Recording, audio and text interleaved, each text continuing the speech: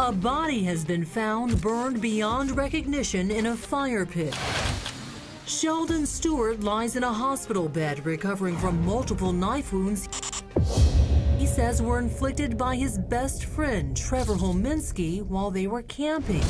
At first, detectives fear Trevor may be on a murderous rampage at Bucks Lake, a popular campsite in Northern California.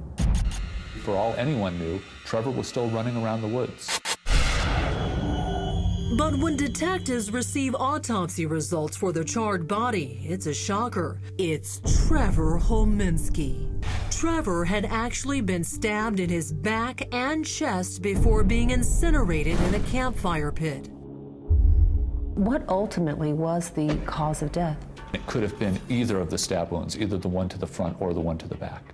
And now Sheldon goes from victim to main person of interest in Trevor's murder. You knew that something was up with a friend. Yes, he was basically our number one suspect. Investigators are already suspicious of Sheldon's story that Trevor attacked him after he'd rejected his sexual advances when they got high on LSD and pot. And now they believe Sheldon's own knife wounds are self-inflicted.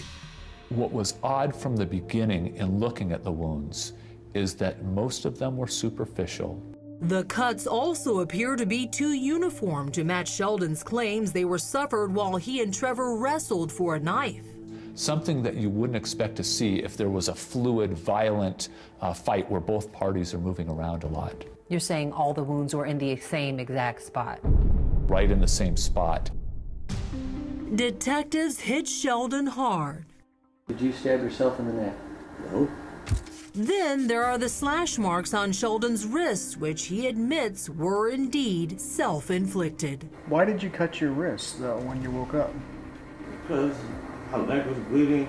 I thought that I was going to die out there, and I was really sad that my best friend just left me there to die. I just started bleeding in the neck. I was screaming and nobody came to help me. I just wanted to die out there. I knew that I wasn't going to make it out of there. But investigators think there's another reason Sheldon might have wanted to commit suicide. Once it became apparent to Sheldon that he had killed his friend and he was reaching for what story might work. And I think he went back and forth between, I'm going to try and get away with murder versus I'm going to try and kill myself. They also don't believe Sheldon's claim that Trevor had attacked him. Based on the evidence, it was clear to us that the only person that used a weapon was Sheldon. He stabbed himself in the neck. He cut his own wrists. He also stabbed his friend. Each step of the investigation led us to a conclusion that while Sheldon may have come across as a very nice young man, on that evening he was nothing short of evil. But Sheldon denies murdering Trevor when detectives turn up the heat. What if I told you that you were the one that was attacking him with a knife? That's a lie. I didn't attack him first with the knife. Sheldon also denies he burned his friend's body. Did you start that fire? No. I didn't start the fire. They suggest Sheldon may have killed his friend in a moment of homophobic fury when Trevor allegedly hit on him. Maybe you were upset at him for trying to advance on you sexually, and you got upset at him and stabbed him. That's not what happened. But investigators believe they now have all the physical evidence they need to support their allegations after finding Trevor's wallet and ID at the crime scene, as well as the knife used to kill him. We returned to the scene with the detectives and some metal detectors and other equipment, and were able to find the location where Sheldon had buried not only the murder weapon, but some other items of evidence. And confronted with the overwhelming case against him, Sheldon finally admits that he did indeed kill his best friend, but he says only in self-defense and only when Trevor had pleaded with him to do it as he lay bleeding to death. He asked me to put him out of his misery, and I did. What did you do? I don't know. I had a knife and I just started swinging. So he asked you to put him out of his misery? Yeah. And what did you do to do that? You were being compassionate at that point? Is that what was going on? Yes. Where did you stab him?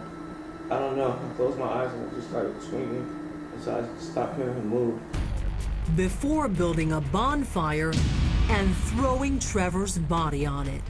Why did you burn him? try to cover evidence? I don't want to put a personal life in what I figured. Yes, I started the fire. I was sitting next to him, contemplating what just happened, what I did, and I started the fire. Could Trevor's death have been in self-defense? No, not from the evidence that we saw. There was no other stab wounds that Sheldon had on him other than the ones that it was pretty clear he inflicted himself. He basically killed him out of mercy? Yes, that was the end story and the one the defense took into trial. But it fails to convince the jury. Sheldon Stewart being found guilty of murder 1 and sentenced to 26 years to life, which is of little consolation to Trevor's still grieving family. He didn't get to attend my wedding.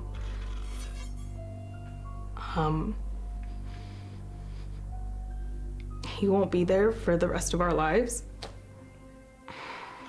The world is not going to be the same without him. It gets easier as time goes on. Not that I miss him less or think of him less. Maybe you're just used to the gaping hole in your heart. And exactly what happened between best friends Sheldon and Trevor at Bucks Lake that night may forever remain a mystery. Do you have any idea what Sheldon's true motive was? I don't. I think what caused Sheldon to do this is something that was known only by 2 people, and Trevor took that to his grave. Sheldon, I just don't think is in a position now or at trial where he could tell us what really happened. To keep the spirit of their son alive, Trevor's parents have decided to spread a little bit of his ashes everywhere they travel in the world, from Australia to Barbados, as well as Germany and even some at his sister's wedding location. As for Sheldon Stewart, his attorneys have said they will appeal his conviction. I'm Chris Hansen. If you like this story, make sure you tune in every day to Crime Watch Daily. You can find where the show airs in your city at crimewatchdaily.com. Watch it live or record it on your DVR and watch it at night. And to all those criminals out there, remember, we are watching.